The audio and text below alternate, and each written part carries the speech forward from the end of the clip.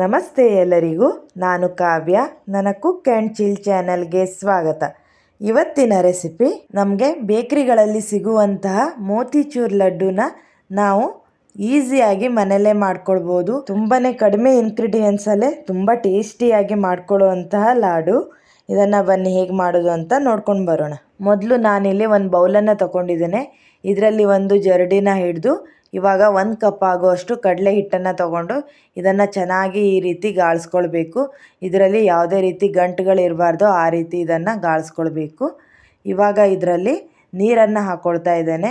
ಒಂದು ಸ್ಟ್ರೈನರ್ನ ಸಹಾಯದಿಂದ ಇದರಲ್ಲಿ ಸ್ವಲ್ಪನೇ ನೀರನ್ನು ಹಾಕ್ಕೊಂಡು ನಾನು ಇದನ್ನು ಈ ರೀತಿ ಮಿಕ್ಸ್ ಮಾಡ್ಕೊಳ್ತಾ ಇದ್ದೇನೆ. ಇದಕ್ಕೆ ಒಂದೇ ಸಲ ನೀರನ್ನು ಹಾಕ್ಕೊಳ್ಬಾರ್ದು, ನಾವು ನೋಡಿಕೊಂಡು ಸ್ವಲ್ಪ ನೀರನ್ನೇ ಹಾಕ್ಕೊಳ್ಬೇಕು. ನೋಡಿ, ಈ ರೀತಿ ಚೆನ್ನಾಗಿ ಮಿಕ್ಸ್ ಆಗಬೇಕು.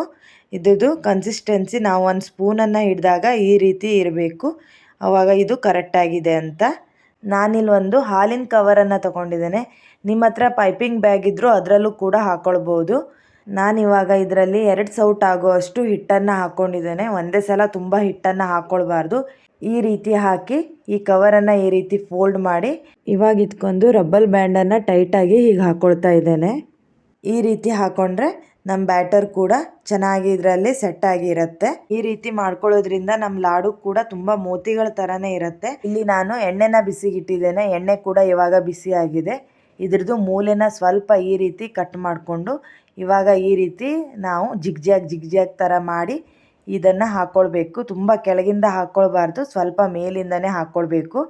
ಆವಾಗ ಇದು ನಮಗೆ ಇದು ಮೋತಿಗಳ ಥರನೇ ಬೀಳತ್ತೆ, ತುಂಬಾ ಚೆನ್ನಾಗಿ ಬರುತ್ತೆ.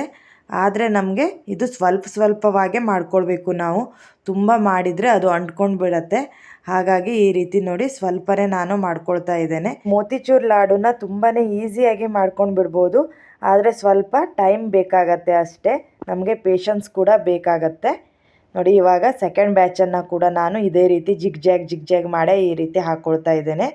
ಕೈನ ಇದರಲ್ಲಿ ಸುತ್ತಲೂ ನಾವು ತಿರುಗಿಸ್ಕೊಳ್ಬೇಕು. ಒಂದೇ ಕಡೆ ಇಟ್ಟರೆ ಅದು ಅಂಟ್ಕೊಳ್ಳುತ್ತೆ. ಈ ರೀತಿ ಮಾಡಿಕೊಂಡು ಇವಾಗ ಸೆಕೆಂಡ್ ಬ್ಯಾಚನ್ನು ಕೂಡ ನಾನು ಇದೇ ರೀತಿ ಫ್ರೈ ಮಾಡ್ಕೊಂಡಿದ್ದೇನೆ. ನಮಗೆ ಈ ಬೇಕ್ರಿಗಳಲ್ಲೇ ಸಿಗೋ ಥರ ಲಾಡು ಬೇಕು ಅಂತ ಅನ್ನೋದಾದರೆ ಸ್ವಲ್ಪ ಕೈ ನೋವು ಬಂದರೂ ಪರವಾಗಿಲ್ಲ ಅಂತ ನಾವು ಇದೇ ರೀತಿ ಸ್ವಲ್ಪನೇ ಹಾಕ್ಕೊಂಡು ಈ ರೀತಿ ಮಾಡ್ಕೊಳ್ಬೇಕು. ನೋಡಿ, ನಾನು ಎಲ್ಲ ಕೂಡ ಇದೇ ರೀತಿ ಫ್ರೈ ಮಾಡಿ ರೆಡಿ ಮಾಡಿ ಇಟ್ಕೊಂಡಿದ್ದೇನೆ. ಇವಾಗ ಒಂದು ಪ್ಯಾನನ್ನು ಬಿಸಿಗಿಟ್ಟು ಇದರಲ್ಲಿ 1 ಕಪ್ ಆಗುವಷ್ಟು ಸಕ್ಕರೆನ ಹಾಕ್ಕೊಂಡಿದ್ದೇನೆ.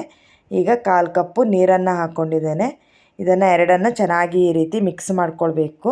ಈಗ ಇದರಲ್ಲಿ ಸ್ವಲ್ಪ ನಾನು ಫುಡ್ ಕಲರನ್ನು ಹಾಕ್ಕೊಂಡಿದ್ದೇನೆ. ಈ ಮೋತಿಚೂರ್ ಲಡ್ಡುಗೆ ಈ ಕಲರ್ ಹಾಕ್ಕೊಳ್ಳೇಬೇಕು, ಆವಾಗಲೇ ತುಂಬ ಚೆನ್ನಾಗಿ ಬರುತ್ತೆ. ಇವಾಗ ಈ ಸಕ್ಕರೆ ಪಾಕಕ್ಕೆ ಕುದಿ ಬಂದಿದೆ. ಈಗ ನಾವು ಫ್ರೈ ಮಾಡಿಟ್ಟಿರೋ ಈ ಬೂಂದಿನ ಇದರಲ್ಲಿ ಸೇರಿಸ್ಕೊಳ್ತಾ ಇದ್ದೇನೆ. ಇದನ್ನು ಹಾಕಿ ಚೆನ್ನಾಗಿ ಇದನ್ನು ಮಿಕ್ಸ್ ಮಾಡ್ಕೊಳ್ಬೇಕು. ಈ ಸಕ್ಕರೆ ಪಾಕಕ್ಕೆ 1 ಎಳೆ ಪಾಕ ಅಥವಾ 2 ಎಳೆ ಪಾಕ ಬರಬೇಕಂತ ಇಲ್ಲ, ಇದು ಸ್ವಲ್ಪ ಅಂಟಾದರೆ ಸಾಕು. ಈ ರೀತಿ ನಾವು ಚೆನ್ನಾಗಿ ಇದನ್ನು ಮಿಕ್ಸ್ ಮಾಡ್ಕೊಳ್ಬೇಕು. ಈ ಸಕ್ಕರೆ ಪಾಕನ ಈ ಬೂಂದಿ ಹೀರ್ಕೊಳ್ಬೇಕು. ಅಲ್ಲಿ ತನಕ ನಾವು ಮೀಡಿಯಮ್ ಫ್ಲೇಮಲ್ಲೇ ಇದನ್ನು ಚೆನ್ನಾಗಿ ಈ ರೀತಿ ಮಿಕ್ಸ್ ಮಾಡ್ಕೊಳ್ಬೇಕು. ನಮಗೆ ಈ ಬೂಂದಿ ಮಾಡ್ಕೊಳ್ಳಿಕ್ಕೆ ಸ್ವಲ್ಪ ಟೈಮ್ ಬೇಕು ಅನ್ನೋದು ಬಿಟ್ಟರೆ ಈ ಮೋತಿಚೂರ್ ಲಡ್ಡುನ ತುಂಬಾ ಕ್ವಿಕ್ಕಾಗೆ ಮಾಡ್ಕೊಂಡು ಬಿಡ್ಬೋದು, ಹಾಗೂ ತುಂಬ ಕಡಿಮೆ ಇಂಗ್ರೀಡಿಯೆಂಟ್ಸಲ್ಲೇ ಆಗೋಗುತ್ತೆ. ಇವಾಗ ನಾನು ಇದರಲ್ಲಿ 2 ಟೀ ಸ್ಪೂನ್ ಆಗುವಷ್ಟು ತುಪ್ಪನ ಈ ರೀತಿ ಹಾಕ್ಕೊಳ್ತಾ ಇದ್ದೇನೆ. ಈ ರೀತಿ ನಾವು ಮೇಲೆ ಹಾಕ್ಕೊಳ್ಳೋದ್ರಿಂದ ಇದ್ರ ಫ್ಲೇವರ್ ತುಂಬಾ ಚೆನ್ನಾಗಿ ಬರುತ್ತೆ. ನಾವು ಈ ಲಾಡುನೇ ತುಪ್ಪದಲ್ಲೇ ಮಾಡಿದ್ದೇವೋ ಅನಿಸುತ್ತೆ, ಅಷ್ಟು ಚೆನ್ನಾಗಿ ಬರುತ್ತೆ ಇದು. ಇವಾಗ ನಾನು ಇದರಲ್ಲಿ ಮೆಲನ್ ಸೀಡ್ಸನ್ನು ಕೂಡ ಈ ರೀತಿ ಹಾಕ್ಕೊಳ್ತಾ ಇದ್ದೇನೆ.